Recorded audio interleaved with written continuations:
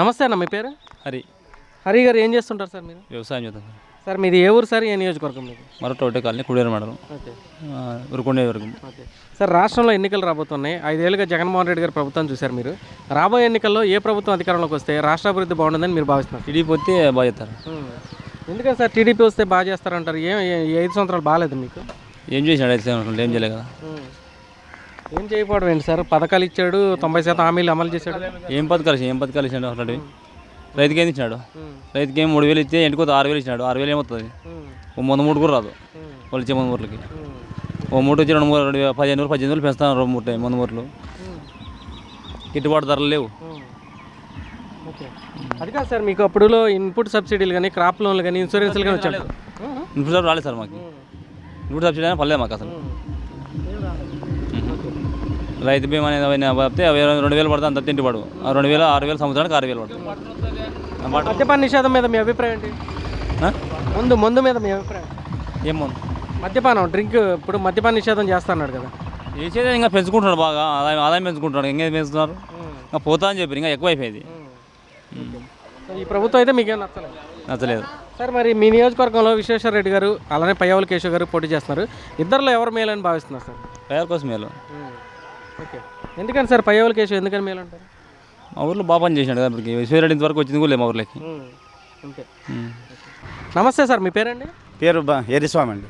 ఎరిస్వామి గారు ఏం చేస్తుంటారు సార్ మీరు? మేము వ్యవసాయం చేస్తాం సార్. మీది ఏ ఊరు సార్, ఏ నియోజకవర్గం అండి? మరొట్లో ఒకటో కాలనీ ఉరుకొండ నియోజకవర్గం కుడేరు మండలం. ఓకే సార్, రాష్ట్రంలో ఎన్నికలు రాబోతున్నాయి. గత 5 సంవత్సరాల నుంచి రాష్ట్రంలో జగన్మోహన్ రెడ్డి గారి పరిపాలన ఉంది. మరి రాబోయే ఎన్నికల్లో ఏ ప్రభుత్వం అధికారంలోకి వస్తే రాష్ట్ర అభివృద్ధి బాగుంటుందని మీరు భావిస్తారు? ఇప్పుడు వచ్చేద్దరు చంద్రబాబు నాయుడు వస్తేనే మన రాష్ట్రం అభివృద్ధి అవుతుంది. జగన్మోహన్ రెడ్డి పాలనలో అంతా నష్టమే జరిగింది తప్ప లాభం ఏమీ లేదు. బోర్లో తాగే ఊళ్ళో నీళ్లు లేవు. సర్పంచ్ చెప్తే అసలు ఆయన పట్టించుకోడు వేను. మా ఇంతకు ముందు కూడా రోడ్లన్నీ లైట్లన్నీ చంద్రబాబు రెడ్డి వేసినవి తప్ప ఒక సీసీ రోడ్డు కానీ ఏమీ కానీ ఊర్లో ఏమీ డెవలప్మెంటే కాలేదు. మాకు అసలు నష్టపరిహారం అనేది ఇవ్వలేదు ఇంతవరకు. రైతులు నష్టపోయినా నష్టపరిహారమే లేదు. కనీసం తాగడానికి నీళ్ళు లేకుండా చెప్పినా కూడా అసలు పట్టించుకునే వాళ్ళే లేరు.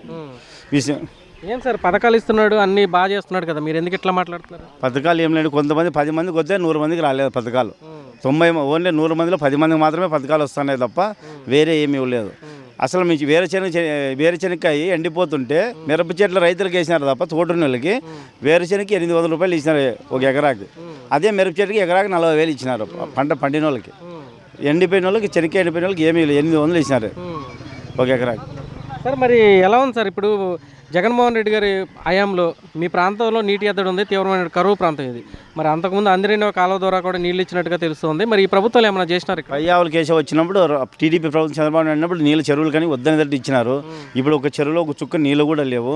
మాకు అసలు బోర్లన్నీ ఎండిపోతుంది, చిన్న చెట్లు దండిగా ఉన్నాయి, ఎండిపోతున్నాయి. కానీ ఎవరు పట్టించుకునే వాళ్ళు చెరువుకి ఆంధ్ర నీళ్ళు పోతున్నాయి, మాకు చెరువులకు కూడా వదలలేదు నీళ్ళు.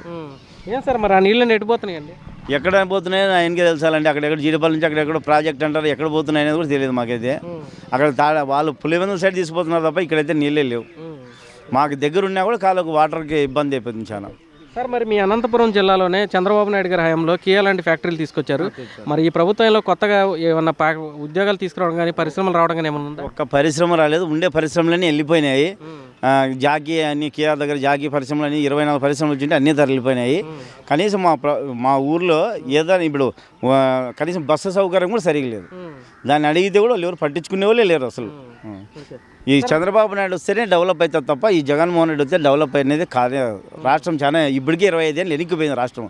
యూత్కు ఉద్యోగాలు లేవు ఎప్పుడే ఏమే కానీ చంద్రబాబు నాయుడు వస్తేనే ఈ రాష్ట్రం బాగుపడుతుంది తప్ప లేకుండా కనీసం మన రాజధాని ఏదంటే చెప్పే కూడా లేదు ఈ ప్రభుత్వంలో. నమస్తే సార్, మీ పేరండి? నా పేరు రామన్న అంటారు. రామన్న గారు ఏం చేస్తుంటారు సార్ మీరు? వ్యవసాయం సార్. రాష్ట్రంలో ఎన్నికలు రాబోతున్నాయి. ఏ ఊరు సార్ మీది, ఏ నియోజకవర్గం? మా మరొకటి ఒకటే కాలనీ కుడేరు మండలము ఉరుకొండ నియోజకవర్గం. సార్ రాష్ట్రంలో ఎన్నికలు రాబోతున్నాయి. గత 5 ఏళ్ళుగా చంద్రబాబు నాయుడు గారు జగన్మోహన్ రెడ్డి గారి ప్రభుత్వాన్ని చూశారు మీరు. ఇప్పుడు రాబోయే ఎన్నికల్లో ఏ ప్రభుత్వం అధికారంలోకి వస్తే రాష్ట్ర అభివృద్ధి బాగుంటుందని మీరు భావిస్తున్నారు సార్?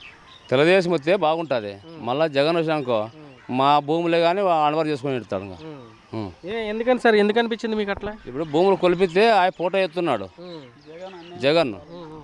అట్లా ఆయపంతా అభివృద్ధి ప్రజలు చేసేది కాదు.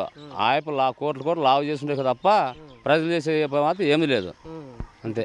ఏం సార్ పథకాలు ఇస్తున్నాడు, అన్నీ ఇస్తున్నాడు, ఏం కావాలి మీకు? ఏం పథకాలు అవుతుంది? అదే 100 రూపాయలకి అమ్మేది 100 రూపాయలు అమ్ముతున్నాడు క్వార్టర్. అవేనా పథకాలు?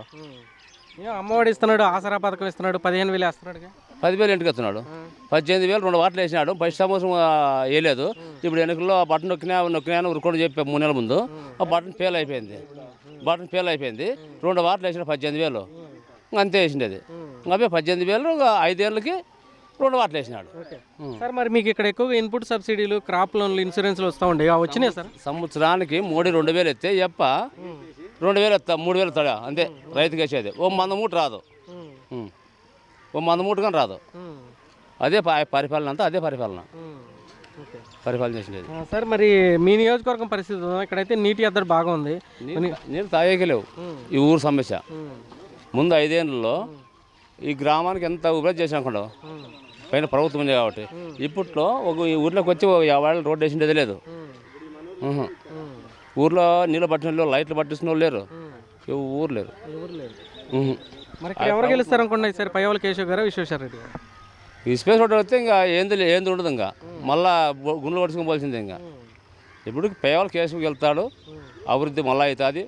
చంద్రబాబు నాయుడు వెళ్తాడు, ఆ అభివృద్ధిలో మళ్ళీ వస్తామని నా కోరిక.